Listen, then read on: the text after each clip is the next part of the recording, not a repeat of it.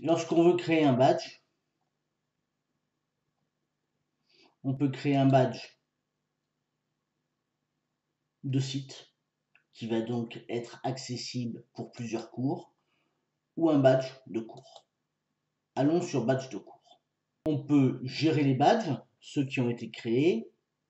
Donc on va sur l'administration du cours, pardon, badge. On peut ajouter un badge et gérer les badges. Commençons par ajouter un badge. On va mettre le nom du badge, sa description et choisir une image qui va permettre d'être reconnaissable. On va y mettre le détail de l'émetteur et son contact, ainsi que l'échéance du badge qui pourra être sans échéance ou à échéance fixe ou à échéance relative. Ça dépendra bien entendu du badge.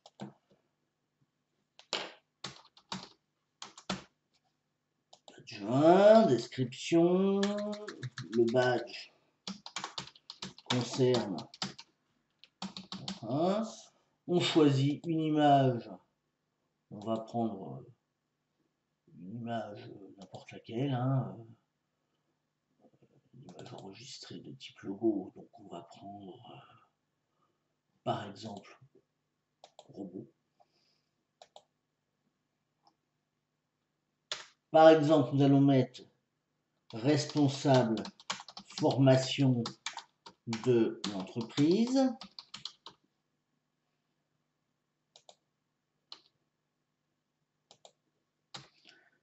Et nous allons mettre contact arrobase de l'entreprise.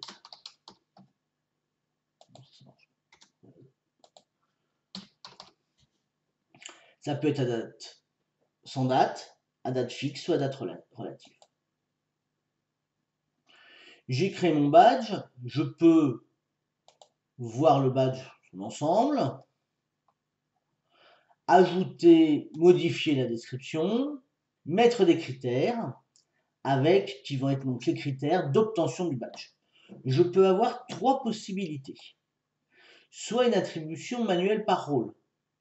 Si je fais une attribution manuelle par rôle, je vais avoir les rôles qui sont les rôles qui peuvent émettre le badge, soit le gestionnaire, soit l'enseignant l'éditeur. Je peux avoir soit ce critère est satisfait quand tous les rôles sélectionnés décernent le badge, soit un des rôles sélectionnés décerne le badge, avec la description de l'attribution manuelle. Je peux avoir un critère qui va être un achèvement de cours avec la note minimale requise. Donc là, ça va découler de ma configuration achèvement de cours. Je peux enfin avoir un critère qui est un critère d'achèvement d'activité. Là, l'ensemble des activités qui sont dans le cours vont être possibles. Je peux par exemple dire qu'il faut avoir achevé celle-ci, contenu interactif, qui oblige à regarder le contenu interactif. Je peux avoir la base de données qu'il va falloir par exemple remplir, mais je peux faire plus simple, et c'est ce que nous avons prévu ici, c'est de réaliser l'achèvement de la liste des tâches. L'intérêt de la liste des tâches, c'est que nous allons pouvoir y intégrer l'ensemble de ces éléments-là, ou quelques éléments, et donc que le manager pourra poser une liste d'éléments. Une fois qu'ils seront remplis, le badge sera appliqué automatiquement. C'est donc un entre-deux entre l'attribution manuelle et l'attribution automatique qui facilite le travail administratif, mais qui laisse cette liberté du management et la simplicité de cocher les cases et de valider qu'on a bien rempli l'ensemble des éléments. Pour ce qui nous intéresse ici, qui est le CACES, c'est bien sûr le plus simple. Donc j'ai mis liste des tâches et éléments de preuve pour l'obtention du badge CACES. Automatiquement, maintenant, dès que la liste des tâches sera achevée, mon badge sera décerné. Je n'ai pas encore activé l'accès, je l'activerai à la fin. Je peux mettre ensuite un message qui est un message, pour l'instant il y a un message automatique, mais je peux lui mettre un message personnel en changeant ici le corps du texte. Joindre le badge à un courriel, j'ai mis oui. Je pourrais ne pas, par exemple, si en fait les salariés ne sont pas vraiment destinataires de ce badge et que c'est plutôt une organisation interne de suivi. Pour informer le créateur du badge, je peux l'informer à chaque fois, une fois par jour, une fois par semaine, une fois par mois, des évolutions.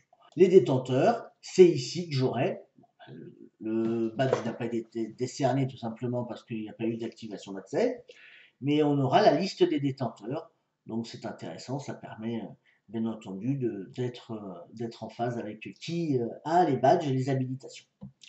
Voici la liste des tâches, je peux en enlever ou en rajouter en éditant la checklist.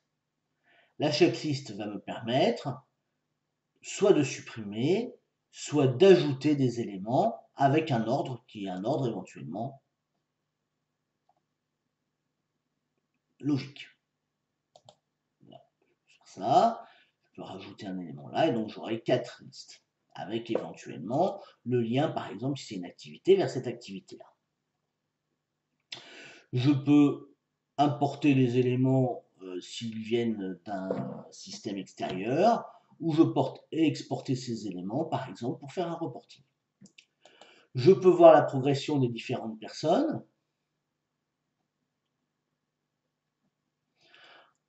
En éditant les coches, ce qui va me permettre éventuellement de le réaliser comme ça à la main, ou si tout a été réalisé pour une personne, d'aller plus vite en y mettant directement oui ou non.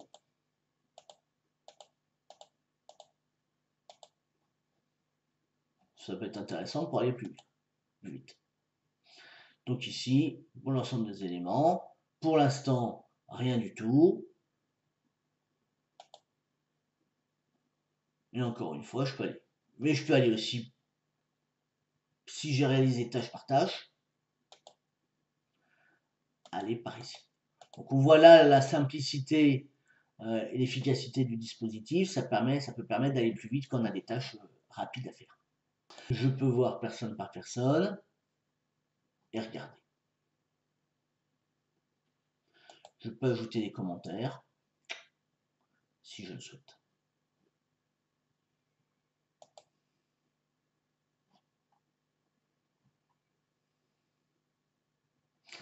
Alors, concernant les paramètres de la liste des tâches, c'est là où on a l'obtention en fin de compte et l'achèvement d'activité. Suivi d'achèvement. Afficher l'activité comme terminée dès lors que les conditions sont remplies. Quelles conditions? Ici, j'ai mis à cocher obligatoirement.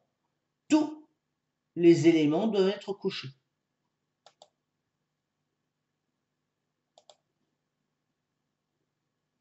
Je pourrais mettre un certain nombre d'éléments, par exemple 80%. Là, j'ai mis 100% des éléments doivent être cochés. Ce qui est le principe qui semble cohérent avec une traçabilité pour le CACES.